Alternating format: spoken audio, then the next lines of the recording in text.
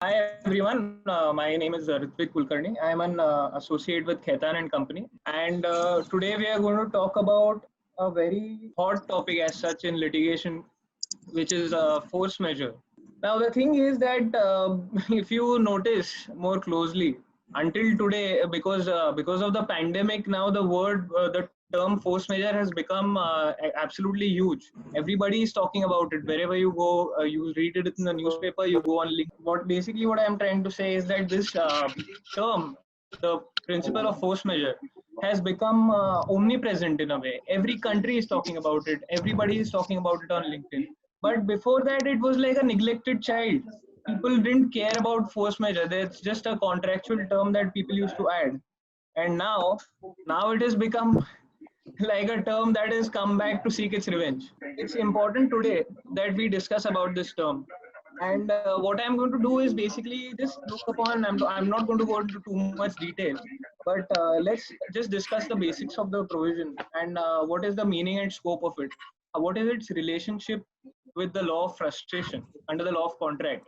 We will basically go around and discuss a little bit of the basics of the principle itself of what is force measure, where it comes from, and we'll also examine its relationship with the law of frustration under the Contract Act. We will also take a look at the applicability of force measure in the context of the current pandemic, and we will just brush upon few of the particular disputes that are arising because of the pandemic and how force measure is being asked to apply, or whether it is applicable, what kind of disputes are there, so on and so forth. So to begin with, force measure by itself, if you see in the statute in our Indian Contract Act, there is no such term called force measure, but it derives its source from the statute, right? It is not an equitable right. It is not something that you claim as a principle in equity.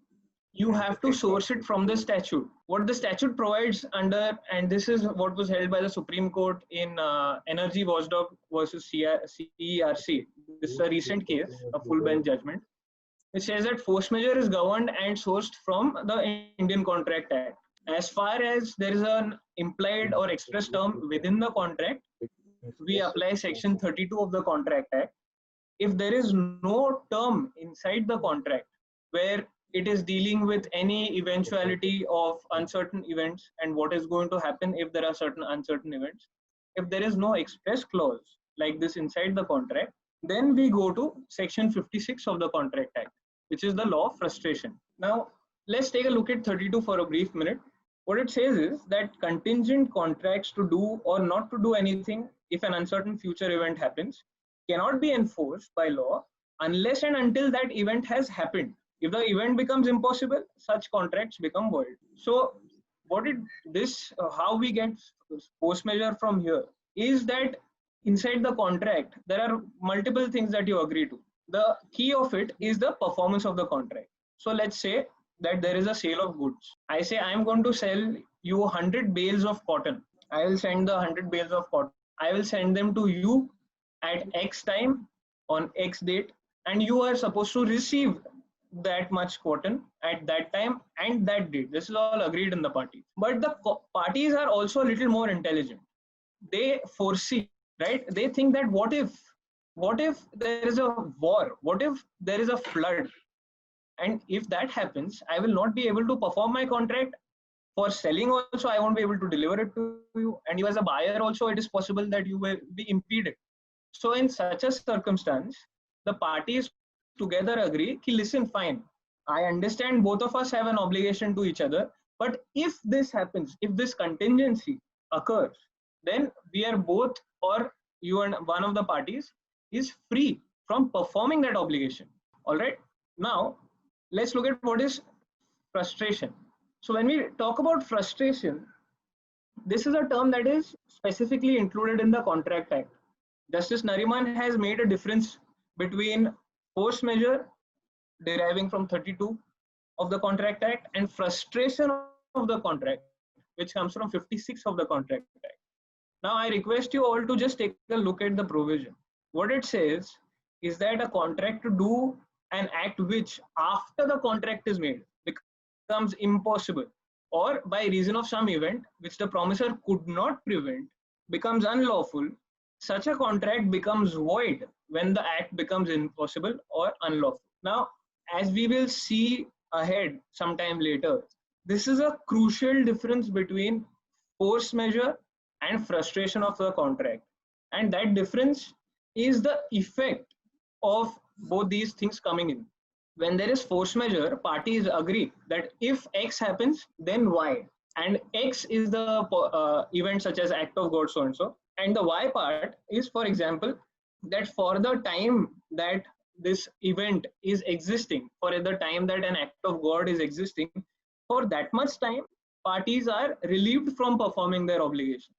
But after that, they have to still perform it, right? Sometimes there are provisions which provide that even when there is a force majeure event going on, it only allows you to stop performing the contract, but it does not stop you from making payments that became due before the force majeure event came into place. But when the contract becomes frustrated, if it becomes frustrated under Section 56 of the Contract Act, the contract just completely becomes void, right? That is the difference. There is no suspension of performance, there is no customization of that sort. It's just completely void. We are not going to delve very deep into frustration of contract. I will leave it to you to read the latter part also as to when and what kind of compensation has to be paid when there is frustration of contract. In frustration, and even in part of force majeure, but in so far as frustration is concerned, I will just say one thing, that the level of proof and the level of impossibility that you have to show is extremely high. It's very high. You cannot say just because you have some commercial hardship, the prices have increased, the distances have increased because you could not use the earlier route, and you have to bear an extremely high amount of money. That is not an impossibility.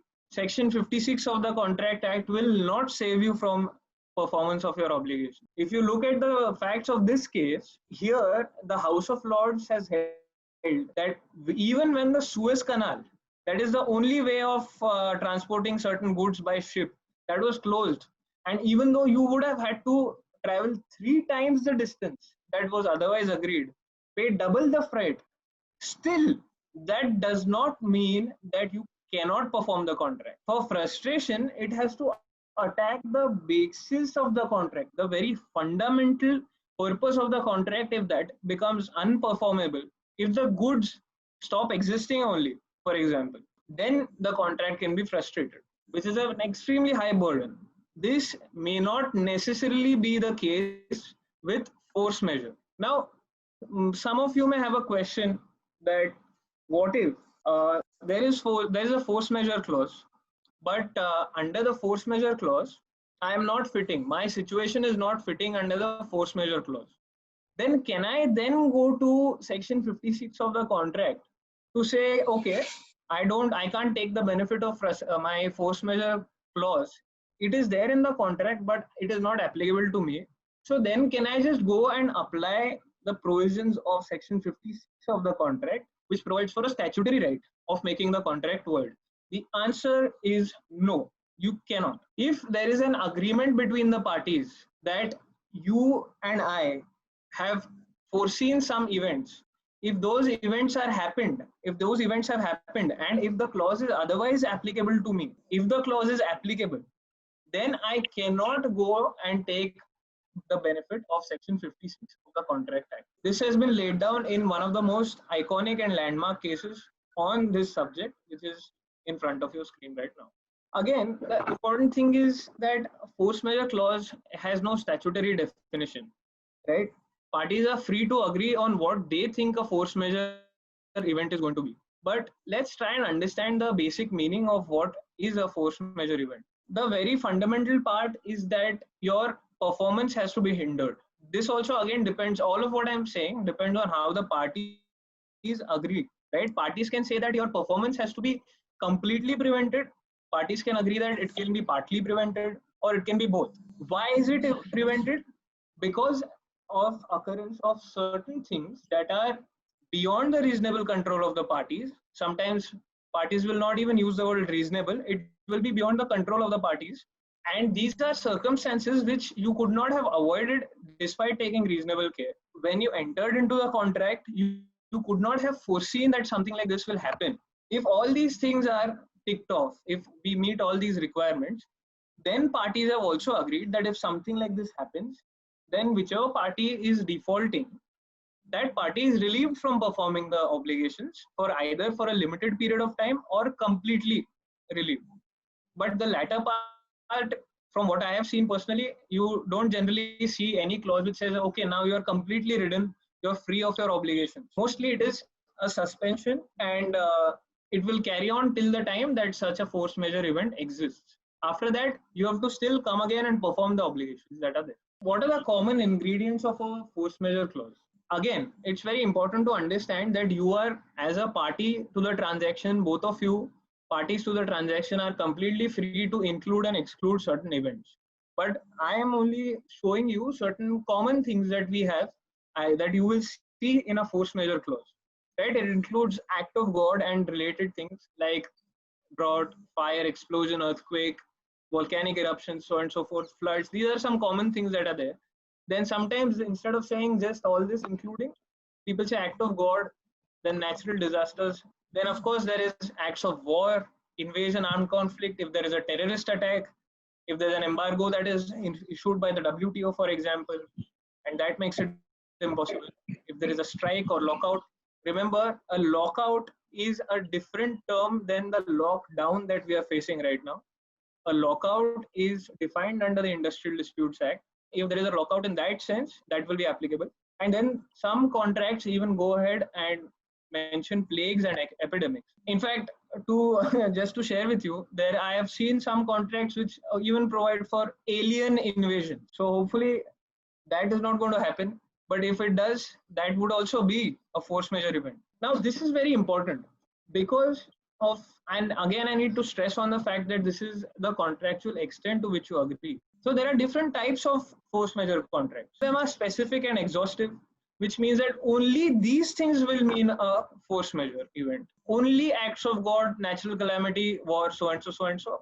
In such circumstances, if there is such a specific clause, then if there is an event that is otherwise you would make your performance impossible, but is not included among these things, then your force majeure event and the benefits of your force majeure clause will not be applicable, even though your performance has been hampered or impeded because of a different kind of impossible event. Then there are clauses which are inclusive and specific. So it says that it shall mean these things also, but it will mean to include those things. So depending on the nature of the contract, you would be able to show that parties didn't just want these things, they wanted to include those things, and the latter are only illustration. They are not the limitation. They are not a limitation on what all can be constituted as a force majeure event, right?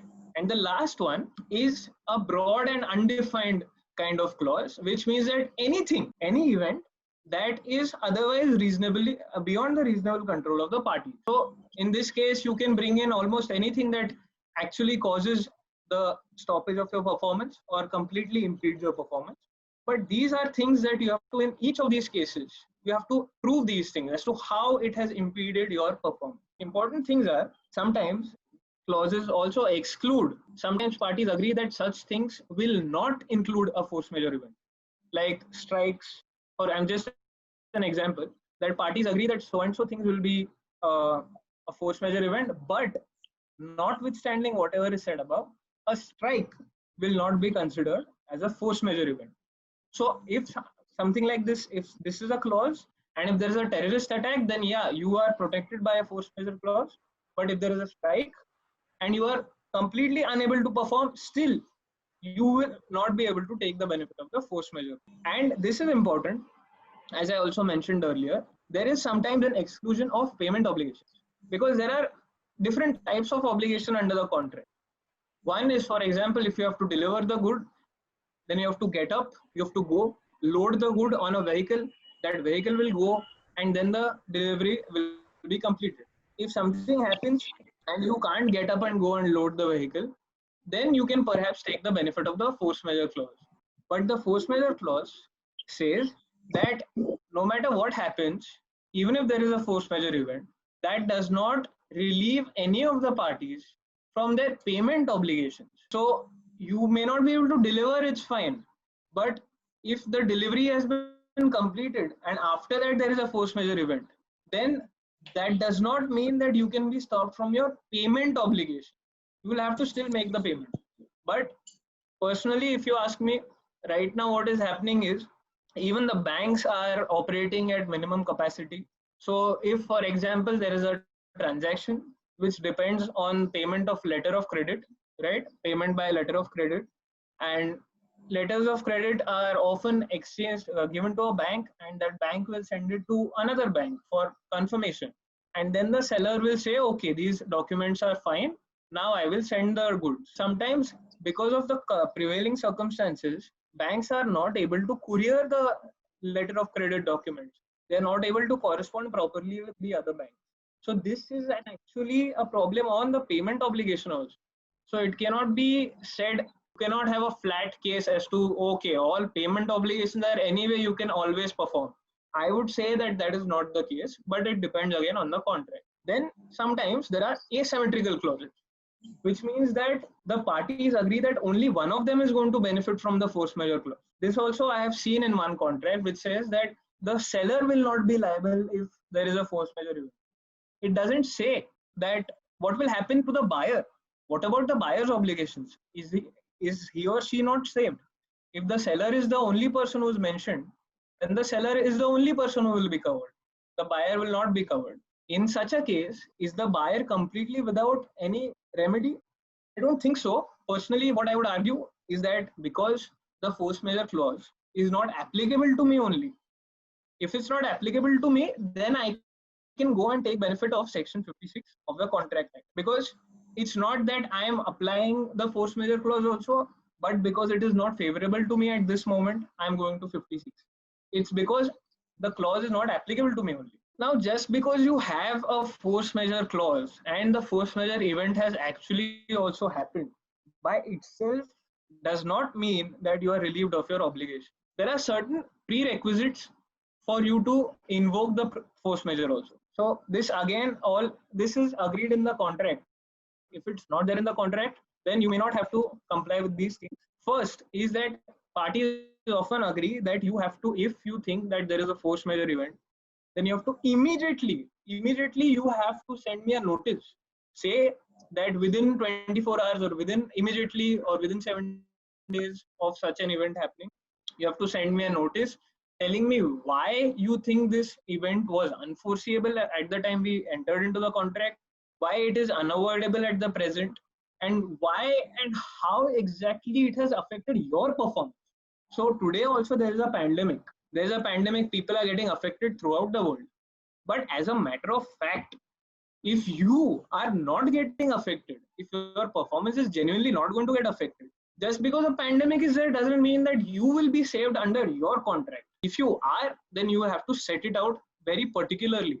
For example, you may have to, if today you are issuing a force majeure notice, you will have to share with the other side that the Prime Minister has declared a lockdown, that there are various orders issued by the Ministry of Home Affairs, Ministry of Shipping, so and Ministry of Labor also, and they have all said that there is a force majeure and there is a lockdown and you cannot do certain things. Lastly, it's important to show how you have mitigated, right? This is how you have, what kind of steps have you taken to make sure that this force majeure event does not affect your performance. Now, for example, if you knew, right, if this is a different scenario, not the pandemic.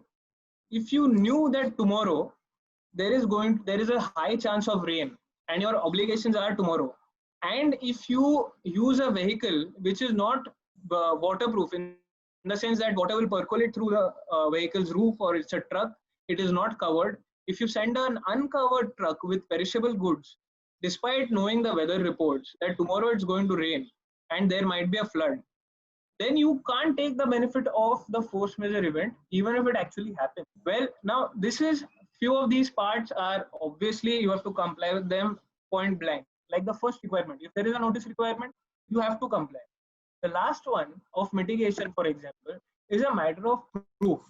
So it's a matter of proof to parties to show ki what kind of steps we have taken and whether mitigation was even possible in such kind of circumstances. Now let's go to COVID.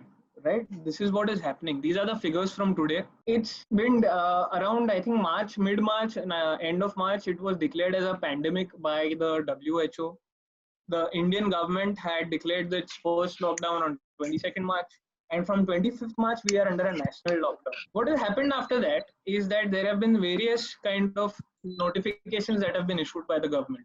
There is an order of the Ministry of Home Affairs that certain things are there is a declaration under the National Disaster Management Act, and the National Disaster Management Authority has declared it to be an event where a guidelines has to be issued by the Ministry of Home Affairs, where among other things it has been provided that certain things have to be completely locked down and certain other things will not be locked down because they are essential services. Because of this notification, the Ministry of Shipping, for example, has also issued advice ports to declare force majeure and not if you are not able to perform your obligation. Disputes are on the rise. I am going to take the example of shipping contracts because time is limited, so we'll focus on this kind of a transaction. But what I can tell you also is, you might have been hearing that the Reserve Bank of India has said there should be a 3 months moratorium on prepayment of loans, right? And that by itself, if you see the order clearly, it's just an advisory. It is telling the banks that you can do that. It is not necessary for the banks to perform, right? It's not necessary for the banks to say, okay, fine, for 3 months there is a moratorium. And in most financing transactions, you don't really have a force majeure clause. Why? Because most of your obligations are basically making a payment. And making a payment, as we also saw previously, is not that susceptible to being impeded by a force majeure event. Now, coming back to the shipping transaction, as you can see, because of the lockdown, what has happened is, firstly, Ministry of Shipping has issued advisories to the ports that, okay, you declare a force majeure event. Okay, so they have done that. Adani Port, I think Kandla Port also has declared. Mumbai Port, to my knowledge, has not declared so far. But as a matter of reality, the ground reality is this, that because of the lockdown, there are no people available. Right, there are no people available to go and collect the goods, to discharge the goods, to transport the goods. There are no trucks who are going to transport the goods that have been discharged. Yet, despite all of this, the Ministry of Home Affairs order and guidelines, they say that ports and seafaring operations and transportation operations for these purposes are essential services. They are essential services, so they are supposed to keep going on. But at the same time, the Ministry of Shipping has issued and major ports have in fact declared force majeure events. Important thing to realize is that all these orders, according to me, in my understanding, they are all advisory. They do not have a binding value on people, everybody. Let's move on. And we are now that we are on the topic of shipping, I have just shared with you a sample clause of force majeure, right? How it works in one of the contracts that we have meaning I have seen. So it says that neither party shall just take your time and read it carefully. Okay, neither party shall be liable to the other if by reason of any cause beyond the reasonable control of that party. Neither party shall be liable to the other if by reason of any cause beyond the reasonable control of that party and which could not have been avoided by the exercise of reasonable diligence by that party, including but not limited to compliance with law, so and so, so and so, so and so. Please read it properly. Buyer is prevented from taking delivery or seller is prevented from making delivery of the product. The non-performing party initiating force majeure action shall give a written notice to the party within 3 days of such action. Okay, so there is a notice clause. This is the effect of the force majeure. It says for so long as that situation continues, the non-performing party shall be entitled to withhold, reduce, or suspend delivery hereunder to such extent as the non-performing party shall at its absolute discretion determine, provided prior written intimation is given to the other party. Seller shall not be liable or bound to acquire by purchase or otherwise additional quantities from other suppliers. This is very important. It says, notwithstanding the provisions above, a party shall not be relieved of any obligation to make delivery or accept and pay for shipments made before the date of the written notice of force majeure event. Buyer shall not be excused from delay in paying for such shipment by reason of any force majeure event. So let's just break it down a little bit. So first we have the scope of the force majeure clause is pretty big, that it, because it says any cause beyond the reasonable control. What has to happen? The buyer is prevented from taking delivery or seller is prevented from making the delivery. You have to give a notice, and if you do give the notice, then you have to set out everything that we discussed. Ideally, you should set out everything that we discussed before in the previous slide. If there is, sometimes contracts specifically require that the non-performing party shall set out exactly the reasons and the effect of the force majeure event on the non-performing party's performance, right? What will happen? The party will have the right to reduce or suspend delivery. Again, they're smart enough to say that not every obligation is under hold. Just the delivery obligation is going to be suspended, reduced, or withheld. It is not forever. It is only for so long as that situation continues. Okay. And if even if that is the case, whatever the seller has previously agreed to deliver, if I am going to say that 10,000 metric tons of iron ore I am going to send to you, I am only going to do that. If there is a force majeure event and something happens, does not mean that I will procure any more iron ore to supply or satisfy your needs under the contract or otherwise. That is not my obligation as the seller.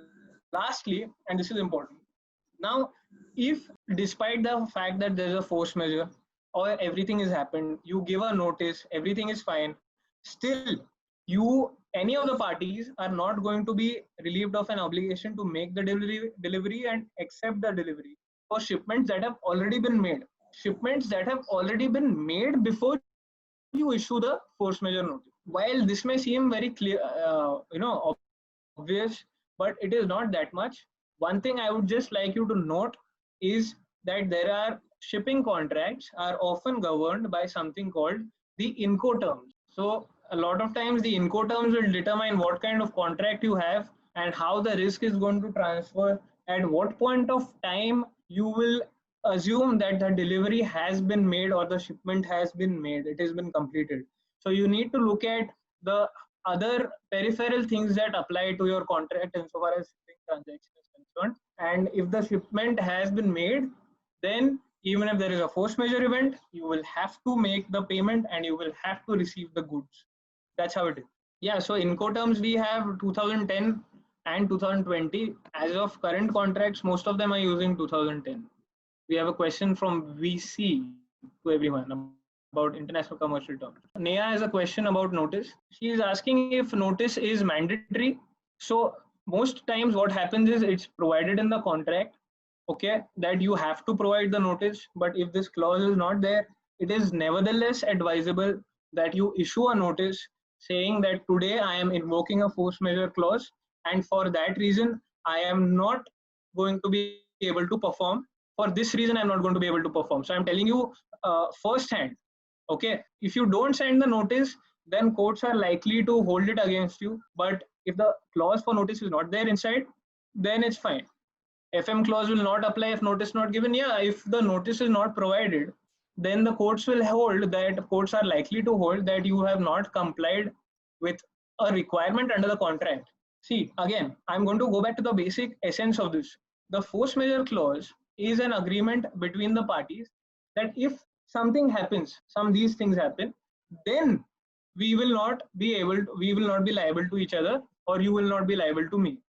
But you also have to do such and such thing. So if you do not comply with the notice requirement, which is inside the contract, then it is very likely that courts will deny you relief, because they will say that firstly it's a breach of the contractual provision, and secondly, even if you look at it from an equitable perspective, I would say that the seller, in this case a seller for example, has been wronged, because he has not been told. He is completing his obligation, sending everything at the last moment when it's time for you to make the payment or time for you to receive the goods. That time, without sending a notice, you will say, no, now I can't take it. So that is something that I would say that if you don't comply with the clause, you will not be able to take benefit. though this has not been discussed, what would be the effect of force majeure clause on lease agreements? Right. So this is an interesting question, and you will have to essentially look at the see again. If on a case-to-case basis, insofar as the sector is concerned, it's not possible for me to cover all right now because of time constraints. But you have the essence of it is this, that you have to look at the terms of the contract. Even in the lease agreement, it's if there is a force majeure, right? There are many people who are invoking force majeure to say that I'm not going to pay at all, or you terminate the lease, or you void the lease. In my opinion, prima facie, it if there's a force majeure event and there is a lease for 10 years, it does not mean that you can just simply terminate the contract on the basis of force majeure. It is possible that you have to suspend your payments because there are issues, because you could not have taken possession of the leasehold land, but that, according to me, you will not be able to terminate the contract unless the contract specifically provides it. Ritvik, the next question is, does COVID come under act of God? That's an interesting question. So honestly, this is something that the courts will have to decide. But if you see the concept of ejus dem generis, right?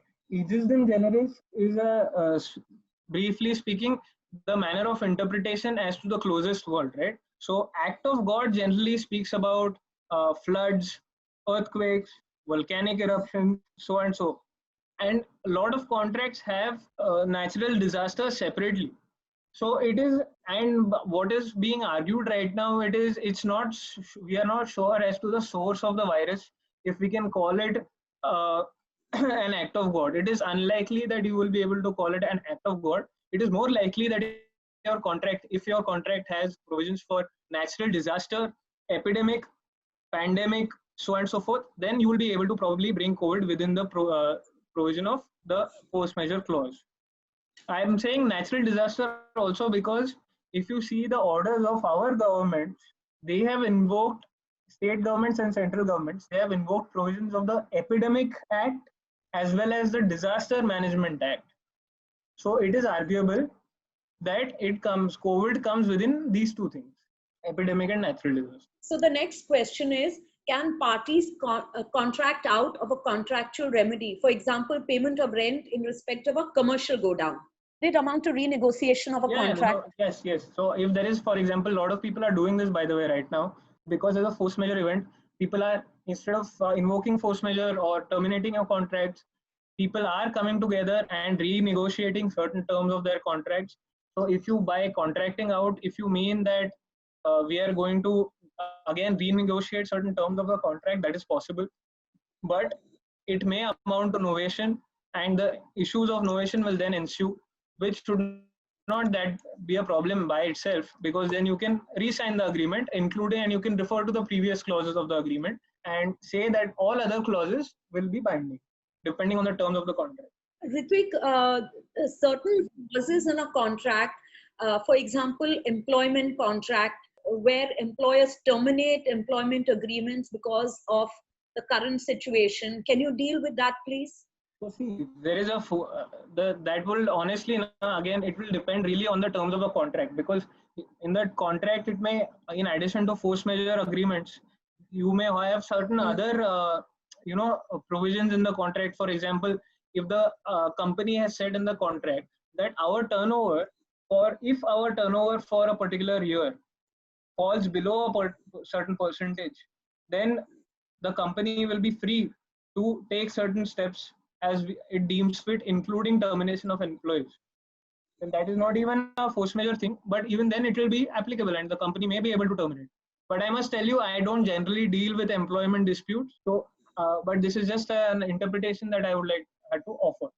That is a possibility. Ritvik, if there is no force majeure clause in the contract, do I have a recourse under section 56?